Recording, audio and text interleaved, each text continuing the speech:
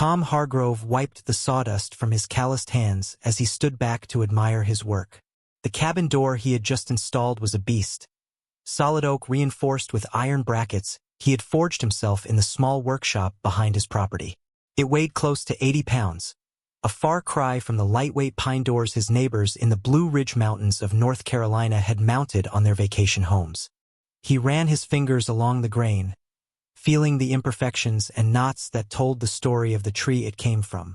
This was craftsmanship, the kind his grandfather had taught him when he was just a boy learning to respect wood and metal. Tom was a man of few words and even fewer friends, content with his solitary life as a carpenter in the small mountain community of Whisper Creek. The sun was setting over the peaks, painting the sky in shades of amber and purple. Tom secured the final hinge, testing the weight and balance of the door. It swung open smoothly despite its heft, the hinges he had custom-made distributing the load perfectly. He smiled, a rare expression on his weathered face. Down the winding dirt road, Marcus Chun pulled up in his brand-new Tesla, kicking up dust that settled on the pristine white paint. Marcus was everything Tom was not. A tech entrepreneur from Silicon Valley who had bought the largest plot in Whisper Creek. He had built what he called a mountain retreat, but what everyone else recognized as a glass and steel monument to excess. Marcus spotted Tom standing by his modest cabin and couldn't resist. He stepped out of his car, designer hiking boots crunching on the gravel, and walked over with that practiced smile that never quite reached his eyes. "So Tom, finally finished your door, I see," Marcus said, hands in the pockets of his $300 outdoor jacket. His eyes swept over the heavy oak structure with barely concealed amusement. Tom nodded, wiping his hands on his worn jeans. He knew what was coming. Marcus had made no secret of his opinions about Tom's old-fashioned methods. "That thing looks like it belongs on a medieval castle," Marcus continued, laughing. "You know they make modern doors now, right? Fiberglass, composite materials, a quarter of the weight and twice the insulation. My contractor installed all of mine in an afternoon. Sleek, modern, efficient." Tom remained silent, but his jaw tightened almost imperceptibly. "I mean, what is that, 80 pounds? Marcus walked closer, rapping his knuckles against the solid wood. "Your hinges are going to give out in a year, mark my words. And in this heat, wood expands, contracts. You'll be planing that door down every season just to get it to close properly." Several other neighbors had gathered, drawn by the sound of Marcus's voice. Jennifer Walsh, a yoga instructor from Asheville who owned the cabin nearest to Marcus's estate, giggled. Sarah and David Peterson, a retired couple from Charlotte, exchanged glances. Even young Jake Morrison, barely 22 and working remotely for a marketing firm, pulled out his phone and started recording. "Dude, that's so extra," Jake said, filming Tom's door. "This is going straight to my stories. #CabinLifeFail." Tom felt the heat rise in his chest, but he kept his expression neutral. He had learned long ago that arguing with people like this was pointless. They lived in a different world, one where everything could be bought, upgraded, and replaced with a click. Marcus, always ready to drive his point home, gestured toward his own property. "Come by sometime, Tom. Check out real modern construction. Carbon fiber composite doors, barely 30 pounds each, rated for extreme weather. Cost me $4,000 per door, but that's what quality looks like in the 21st century." The small crowd laughed, and Tom felt the familiar sting of being the outsider, the relic, the man stuck in the past while the world moved on without him. "You do you, Tom," Jennifer said with false sweetness. "If you want to throw your back out every time you open your door, that's your business." Tom waited until they dispersed, their laughter fading as they headed back to their respective properties. He stood alone in the growing darkness, one hand resting on his heavy oak door. The wood was warm under his palm, solid, real. He thought of his grandfather, of the lessons about building things that lasted, about choosing substance over flash. Let them laugh, he thought. Let them mock. He knew something they didn't, something the old-timers in these mountains had learned through generations of harsh winters and violent storms. When nature decided to test you, it didn't care about your Tesla or your $4,000 door. It cared about what could withstand the fury. Tom stepped inside his cabin and closed the heavy door behind him. It sealed with a satisfying thud, shutting out the world and its judgment. Tomorrow he would start on the shutters, just as heavy, just as old-fashioned, and just as necessary. The mockery did not end with that evening. Over the next 2 weeks, Tom's heavy door became the running joke of Whisper Creek. Marcus had posted photos on the community Facebook group with captions like, "When you time travel to build your cabin, and guess who's still living in 1825? The post had received dozens of laughing emojis and comments. Jennifer started calling him the caveman whenever she saw him at Miller's General Store, the only shop within 15 miles. Even old Mrs. Henderson, who had lived in these mountains for 40 years, had gently suggested that maybe Tom was being a bit stubborn, that modern materials had their merits. Tom absorbed it all in silence, his face an unreadable mask as he went about his business. He continued his work, installing equally heavy shutters on his windows, reinforcing his roof beams with additional bracing that his grandfather's journal recommended. Each modification drew fresh ridicule. One afternoon at Miller's, Tom was picking up supplies when he overheard Marcus holding court by the coffee station. A group of newer residents hung on his every word. "I actually looked it up," Marcus was saying, scrolling through his phone. "Tom's door weighs probably 4 times what building code requires. It's literally structural overkill. The engineering is wasteful, inefficient. He's using 19th century solutions for 21st century problems." David Peterson nodded along. "My contractor said the same thing. These modern composite doors are tested in wind tunnels, rated for hurricanes. Tom's building like he expects a medieval siege." The group erupted in laughter.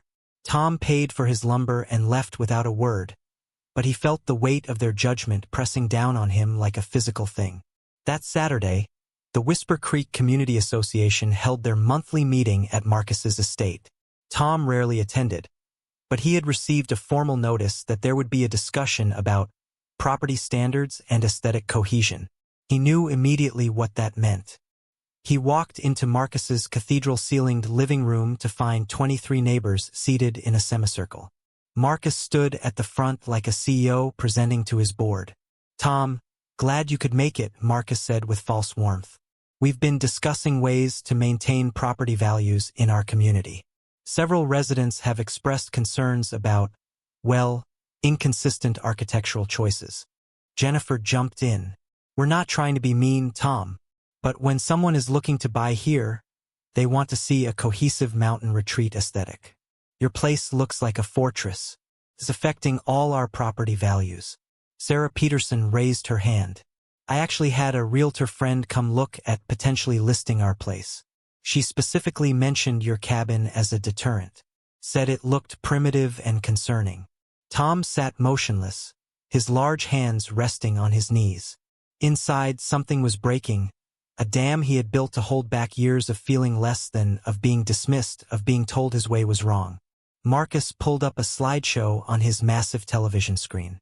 It showed before and after images of mountain communities, emphasizing sleek modern designs versus what he labeled rustic eyesores. Tom's cabin appeared in one of the slides, circled in red. "We're proposing new community guidelines," Marcus continued. "Nothing too restrictive, just basic aesthetic standards. Door weight limits, approved materials lists, that sort of thing. We want Whisper Creek to be premier mountain living, not a historical reenactment village."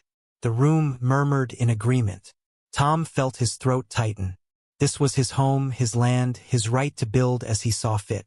But sitting there surrounded by people who saw him as nothing more than an obstacle to their property values, he felt powerless.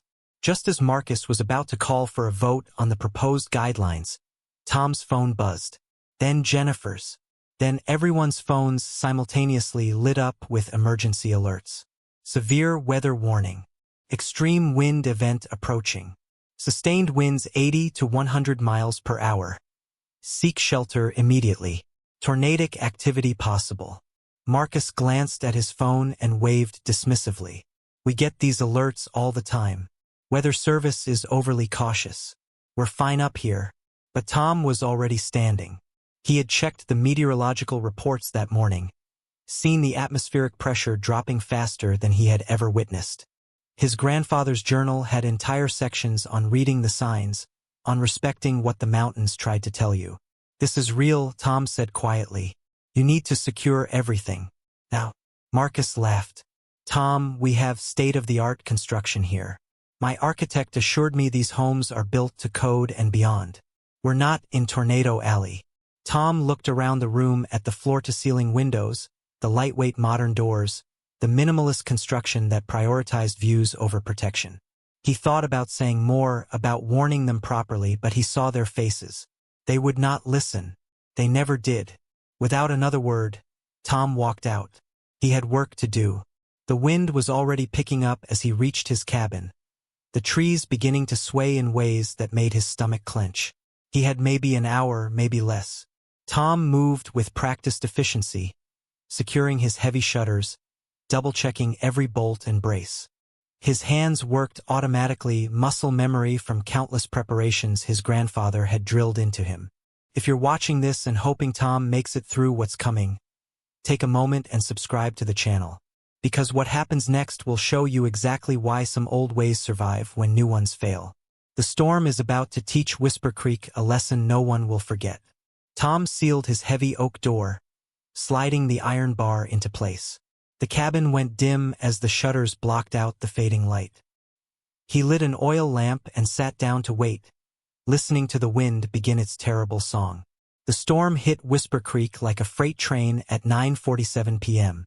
Tom sat in his darkened cabin, the oil lamp casting flickering shadows on the walls. Outside, the wind had escalated from a howl to a roar that sounded like a living thing trying to claw its way inside. His heavy door shuddered against the onslaught but held firm, the iron bar and thick oak refusing to budge. Through the gaps in his shutters, Tom caught glimpses of chaos illuminated by lightning. Trees bent at impossible angles. Debris flew past his windows like missiles. A metal trash can tumble down the road with enough force to dent a car. Then he heard it. The first crack came from down the road, followed by screaming. Tom grabbed his flashlight and emergency radio. The weather service was broadcasting continuous warnings. Wind speeds had exceeded 110 miles per hour. This was no ordinary mountain storm. This was the kind of weather event that happened once every 50 years, the kind the old-timers had warned about in stories nobody believed anymore. Another crack, closer this time. Then the unmistakable sound of shattering glass. Tom made a decision. He grabbed his heavy jacket, tied a rope around his waist, anchoring it to his solid oak support beam, and carefully opened his door. The wind tried to rip it from his hands, but the weight that everyone had mocked now saved him. He forced it open just enough to slip through, then pulled it shut behind him. The scene outside was apocalyptic. Marcus's estate was the closest, and Tom fought his way toward it, using trees and rocks for cover against the wind. What he saw made his blood run cold.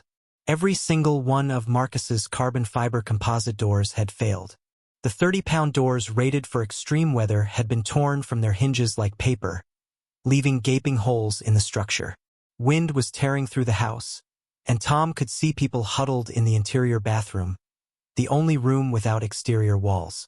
Jennifer's cabin was worse. Her decorative French doors had exploded inward, and she was crouched behind an overturned couch, bleeding from cuts caused by flying glass. The Petersons' supposedly modern construction had lost 2 doors entirely, and wind was systematically destroying everything inside their home. Tom moved through the storm like a man possessed. He pulled Jennifer from her destroyed cabin and half-carried her through the wind to his property. Then he went back for the Petersons. Then for young Jake, whose entire front wall had partially collapsed when his door gave way. Marcus was the last. Tom found him in his bathroom, his face pale with terror, clutching his phone that had lost signal hours ago. The man who had mocked him, who had tried to force him to change, who had made him the joke of Whisper Creek. Tom extended his hand. "We need to go. Now." Marcus took it without a word. Tom's cabin became a refuge for 17 people that night. They huddled together in the main room, wrapped in blankets Tom pulled from his storage chest. Outside, the storm continued its assault for another 3 hours, But inside Tom's cabin, the heavy oak door held. The reinforced shutters held. The extra roof bracing his grandfather's journal had specified held. Every time the wind slammed against the structure, everyone flinched except Tom. He moved calmly through his space, lighting more oil lamps, heating water on his wood stove, distributing food from his well-stocked pantry. The pantry itself was built into the mountain stone, another old-fashioned touch people had called paranoid. Jennifer sat in the corner, her arm bandaged with strips Tom had torn from clean cloth. She watched him work in silence, shame written across her face. The Petersons held each other, David's hand trembling as he accepted a cup of hot tea from Tom. Marcus stood by the door, running his hands over the solid oak that had seemed so ridiculous just hours before. In the lamplight, Tom could see tears tracking down the man's face. "I'm sorry," Marcus said finally, his voice breaking. "Tom, I'm so sorry. I was so wrong. About everything." Tom poured coffee into a metal mug and handed it to him. "Drink this. You're in shock." "No," Marcus insisted, gripping Tom's arm. "You saved our lives. My doors, they disintegrated. Everything I spent, all that money, all that modern engineering, and it failed in minutes. But this," he gestured around the cabin, "this survived. Because you knew. You knew something we refused to see. My grandfather lived through the storm of 1974, Tom said quietly. 120-mile-per-hour winds. Killed 11 people in these mountains. He wrote down everything he learned. I just followed his instructions. Jake Morrison, his phone dead and useless in his pocket, spoke up from where he sat against the wall. I filmed you, man. I posted it online, made fun of your door. I'm the worst kind of fool. You're young, Tom said without judgment. You'll learn. As dawn broke, the wind finally died. Tom opened his heavy door, and they stepped out into a transformed landscape. Whisper Creek looked like a war zone. Trees were down everywhere. Most of the modern cabins had sustained severe damage. Roofs were partially torn off. Doors and windows were gone. Marcus's glass and steel monument had lost every single door and most of its windows. The damage would cost hundreds of thousands to repair. But Tom's cabin stood untouched, his heavy door still hanging perfectly on its custom hinges, his shutters intact, his roof solid. Emergency services arrived by noon. As paramedics treated the injured and contractors began assessing damage, word spread quickly about what had happened. The old carpenter everyone had mocked had sheltered 17 people through the worst storm in 50 years. His outdated, over-engineered, ridiculously heavy door had been the only one in Whisper Creek that held. 18 months later, Tom stood in his workshop, carefully fitting iron brackets onto a heavy oak door. But this time he was not alone. Marcus worked beside him, learning to forge the metal clasps under Tom's patient instruction. The tech entrepreneur's hands, once soft and manicured, were now calloused and scarred from months of apprenticeship. He had sold his Tesla and bought a pickup truck. The designer jackets had been replaced with actual work clothes. How's that look? Marcus asked, holding up a bracket for inspection. Tom examined it, nodded. Good. You're getting better. The workshop had expanded significantly. After the storm, everything changed. The county building inspector had come personally to examine Tom's cabin, taking detailed measurements and photographs. Within 3 months, the building codes for mountain construction in the region had been revised, incorporating lessons from Tom's traditional methods. Jennifer Walsh now ran a blog called Mountain Wisdom, documenting traditional building techniques and interviewing old-timers throughout Appalachia. She had featured Tom in her most popular post, which had been shared over 200,000 times. The comments section was filled with people thanking her for helping preserve knowledge that modern construction had dismissed. The Petersons had hired Tom to completely rebuild their cabin using his methods. So had Jake Morrison.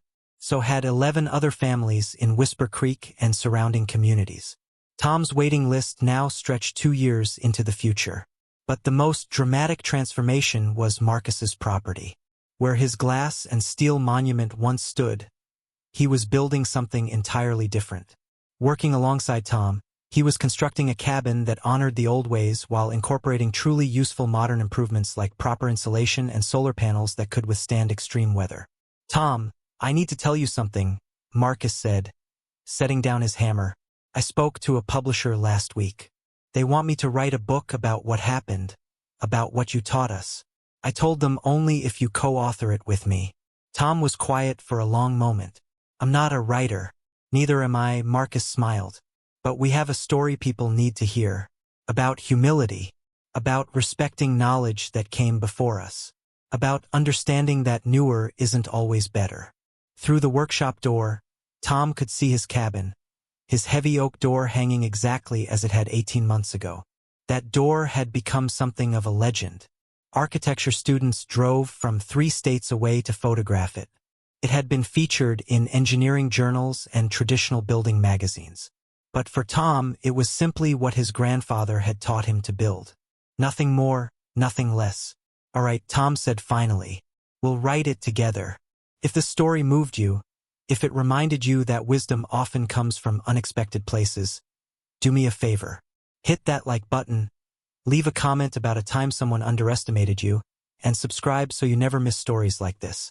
Drop your suggestions for the next video below. Thank you for watching until the very end.